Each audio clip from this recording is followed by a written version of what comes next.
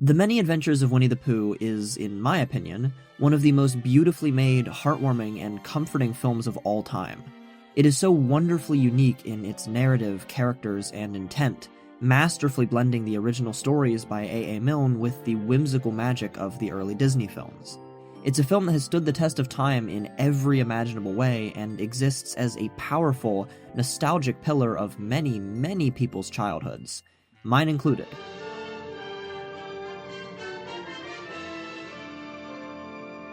So, Winnie the Pooh is probably more ingrained in my life than any other story I've ever been exposed to. I quite literally do not have a single memory in my entire life where Winnie the Pooh wasn't an incredibly important thing to me. Unless I'm remembering wrong, I was given a stuffed Pooh Bear on my first birthday, and for whatever reason became very attached to it. And as I grew up, I took it with me pretty much everywhere. Like, literally everywhere. Even now, at 24, it means the world to me.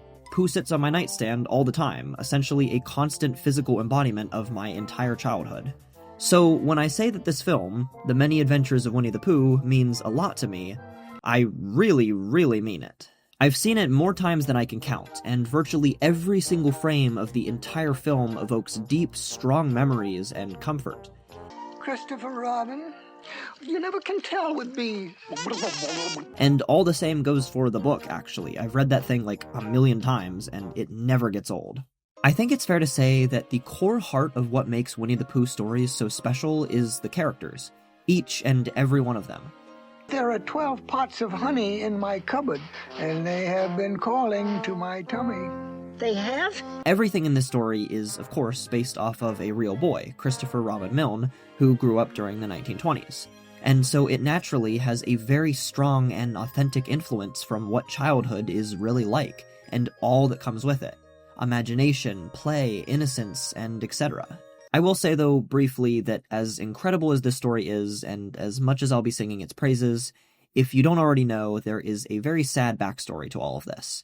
I'm not going to try explaining it all here, but if you have any interest in Winnie the Pooh, it's worth reading up on the things that A. Milne did, and the impacts it all had on the real Christopher Robin.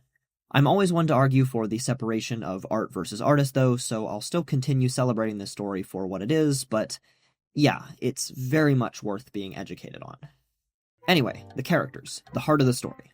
Each and every main character in this story is a towering example of the narrative's core strengths and morals.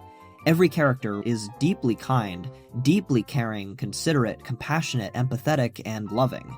Those are the qualities this entire story is built on, and they are what make it so special, comforting, and valuable. Regardless of what their individual traits are, each and every one of these characters is kind, no matter if they are inherently simple, anxious, energetic, gloomy, strict, carefree, protective, or just talk literally all the time. They are, in essence, kind. Those individual traits can often take over for a short period of time and lead them to make mistakes or act without thinking, but ultimately they always realize when they mess up and always make it right. Because what truly matters most to them is friendship, love, and kindness. And I think it's pretty hard to not be won over by that. I'm a big believer that kindness is the most important trait there is, and I think that's one of the reasons that this story and these characters have remained so important to me after all these years. I suppose I shall live with me. You shall live with me. Especially in the case of Winnie the Pooh himself, one of my favorite characters of just all time, who serves as the most blatant example of this. He's very intentionally not intelligent, a trait a great many would consider pretty important, but it really doesn't matter. It doesn't matter at all how smart he is, because at heart, he's kind, and that's everything. To me, he's just the most genuine, lovable little character ever. Think. And his best friend, Christopher Robin, is essentially the caretaker of the entire 100-acre wood. He always feels like he knows the exact solution to everything, like he's the one to turn to for every problem. His presence in the story is somewhat rare, but whenever he is present, you can bet he's helping and supporting his friends in whatever way he can, no matter what. Oh, hello, Christopher Robin.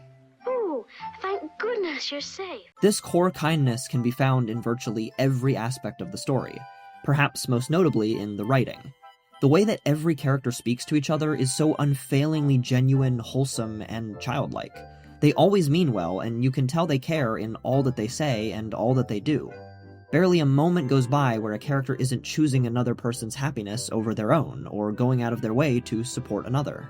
There's so many special little moments that come to mind, like Pooh deciding he should wish everyone a happy Wednesday, despite that not being a thing at all. Rabbit giving Pooh all of his honey, despite not wanting to. Piglet giving up his home to Owl out of pure selflessness. And literally everyone throwing him and Pooh a hero party and parade just because they did such nice things. Now this party is a hero party because of what someone did. This is just infectious kindness and genuinity. I think it'd be so hard to not like it. It just makes your heart feel so good. Even the narrator embodies this, speaking so softly to the many characters in certain key moments to comfort or assist. I mean, sometimes he literally even steps in and helps them out of a jam, which will just always be so cool to me. But Tigger, look for yourself. You're perfectly safe. All the little interactions with the pages, the words, and the narrator are so unique and clever, breaking the fourth wall in a way that never shatters our engagement in the narrative. Suffering sassafras. He's sailing clean out of the book. Quick, turn the page. And another thing about the writing, it's incredibly funny. This is perhaps my favorite thing that carried over from the book, this specific sense of humor that is so strangely dry and blunt, yet genuine and wholesome. It never feels like it's going out of its way to make you burst out laughing, but rather is just kind of doing its own thing, depicting these characters and these situations as they are, and you just can't help but laugh at the way it all plays out, or the specific way in which things are described. At last, he said to Rabbit, in a rather sticky voice, I must be going now. It also stands out to me that it never makes fun of itself or tries to get a laugh from a character's foolishness. As I said before, yeah, these characters aren't particularly intelligent by any means, but again, as I said, that's totally fine. And the way that everything is written and how it all plays out clearly stands by that perspective. It's very much a story that makes you feel like you are laughing along with the characters and not at them, charmed and comforted by the narrative no matter what is happening. And what is happening is always so clever and inventive. Every scenario pulls you in, whether it's wildly energetic or relaxed and laid back. It never dwells on one idea or bit for too long, jumping to the next story beat at exactly the right time. Within just one 10-minute chunk of the movie, you've got Pooh being dragged around by a very kited piglet, then a masterful bit of physical comedy in Owl's house, the tense introduction of Tigger, and Pooh Bear's insane trippy dream. It's a boundless well of creativity that I swear will just never get old. This is just a mild spring zephyr compared to the big wind of 67. Everything about the world of Winnie the Pooh, the 100-Acre Wood, exemplifies warm, cozy nostalgia, childlike wonder, and imagination in all its forms. The very idea of the 100-Acre Wood feels like a place outside of time, outside of the real world, a dreamy play place of a young boy and all his imagined friends. It feels so endless and filled with life, yet bearing absolutely no danger. The most talked about threats in this place don't exist at all, and any precarious circumstances the characters might find themselves in are rarely as intense as they perceive them to be. In the 100-Acre Wood, nothing ever gets so bad that it can't be fixed, and no loss is so great that a new, better replacement can't be found. It's a charming, colorful, beautiful world that captures the very heart and essence of childhood wonder and imagination. I'm just a little black rain cloud hovering under the honey tree. Another thing I love about this world and this story is the way in which it changes and progresses. Throughout the duration of this film, we, as an audience, are treated to each of the 4 seasons, and the atmosphere created within each one is immaculate. The mixture of colors and sounds that comprise each season in the 100-Acre Wood feels so immensely tangible, like the very essence of spring, summer, autumn, and winter were distilled into their very core and thrown upon the screen. And it's not just visual either, but actively impacts the day-to-day lives and activities of our main characters. Piglet is seen raking leaves, Rabbit goes out ice skating, and all the characters change their attire in small, subtle ways as the temperatures change. It might seem small, but it lends such an extra layer of authenticity and comfort to the entire film. To see their surroundings change, but the characters themselves remain as they are throughout said change, is just really interesting. It further enforces the feeling of timelessness in the 100-Acre Wood. And now we come to the next chapter, in which the first snowfall had covered the 100-Acre Wood. On that same note of timelessness, the decision to use adult voices for the majority of the characters was an especially incredible choice. Maybe I'm wrong, but speaking from what I remember from my own childhood, I think the vast majority of children, when they imagine and play, like to pretend and create more grown characters, because I think maybe that feels more fantastical and unachievable. But kids, of course, can't fully grasp what it is to be an adult, and how and why adults behave the way that they do, so the grown-up behavior they imagine is basically just kids with grown-up voices. And that's what the majority of the characters in the 100-Acre Wood feel like. They feel like kids with the voices of adults, and it creates a very unique and interesting feel that I think makes this story in particular so very special. Don't worry, Mrs. Kanga. I'll take care of the little nipper. Of course, it also helps a ton that the actual voice performances are fantastic in and of themselves.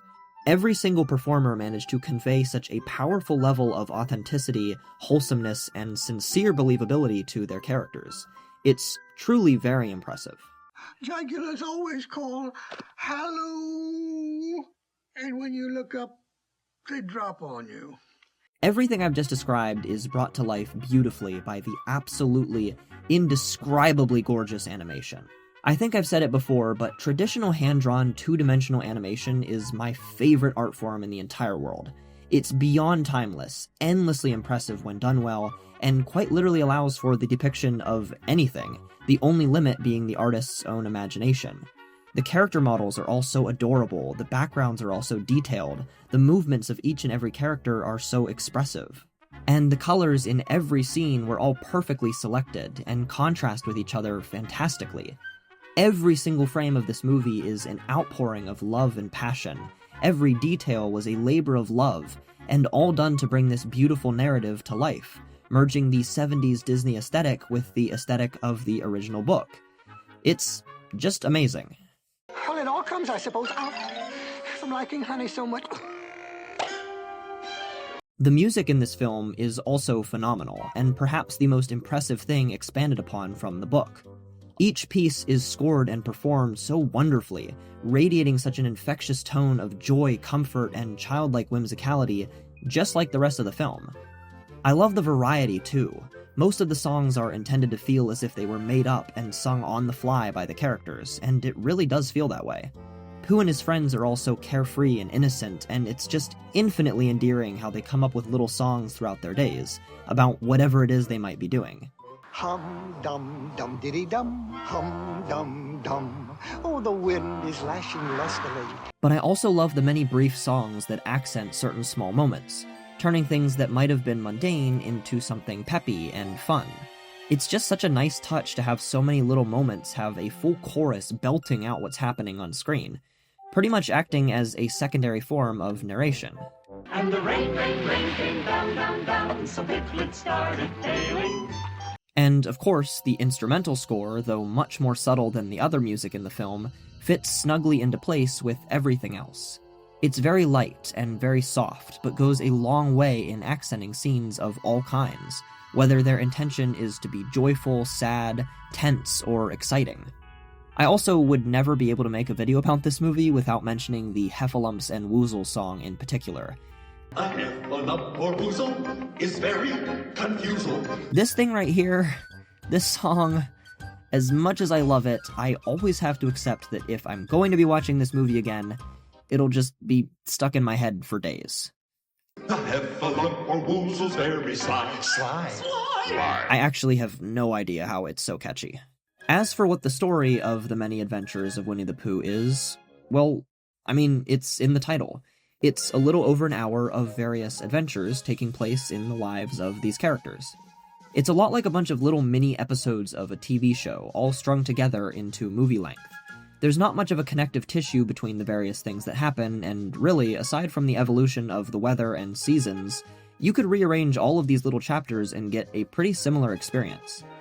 The original book was simply documenting and embellishing upon many of the times that the real Christopher Robin played with his stuffed friends, and that, of course, carries over to the film. It really feels like stepping into another world, the world of a young kid, and just spending a short time there, taking in and experiencing the whimsy of childhood. I love that we, as an audience, basically jump into this already existing land and just get to observe a series of fun, charming scenarios and encounters. We get a little bit of time with each character, a little bit of time in each season, and then we're out. And there's something really truly special about the nature of how we exit the 100-Acre Wood. The decision to end the story with just Christopher Robin and Winnie the Pooh is perfect. But it's not just the fact that they get paired up for the final scene that makes this so special, but rather it's what they talk about in that final scene. You know something, Pooh?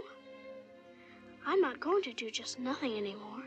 You mean never again? In the film's closing minutes, Christopher Robin tells Winnie the Pooh that he will be leaving the wood more frequently, describing that he must go off to school, but in the way that a child would, in the way that a child would do so to their stuffed imaginary friend.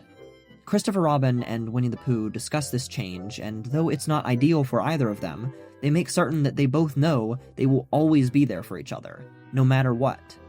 In specific, the things they say about time, the future, and aging is what really pulls on the heartstrings. And Pooh, promise you won't forget me? Ever? Oh, I won't, Christopher. I promise. And then, just like that, they run off together. The narrator says a few closing words, and we are pulled back out of this world. And that's that. That was our entire time in the 100-Acre Wood. The Many Adventures of Winnie the Pooh, the book that it was based upon, and most specifically the character of Winnie the Pooh himself, will never not mean the entire world to me. When I come back to this film and re-immerse myself in its beautiful animation, wondrous melodies, unfailingly kind characters, and warm, comforting world, I get to feel a bit like a kid again. I get to remember what it was like to exist in such a young and innocent mind, where everything in life is so exciting, and your dreams and imagination can take you farther than you would sometimes even believe. It's such a powerful and effective escape. The film feels like you just jump out of reality to spend some time with innocent, kind, pure characters. Characters that feel like the embodiment of childhood imagination, as they just go on about their day in a magical, nostalgic world, doing whatever they please and dealing with problems of very little consequence. They're just living their simple, unbothered lives in a simple, unbothered place, and we get to join them in that for a bit. This story is a magical pillar of my entire childhood, who I was before and who I am now, and I'm so eternally grateful that it exists.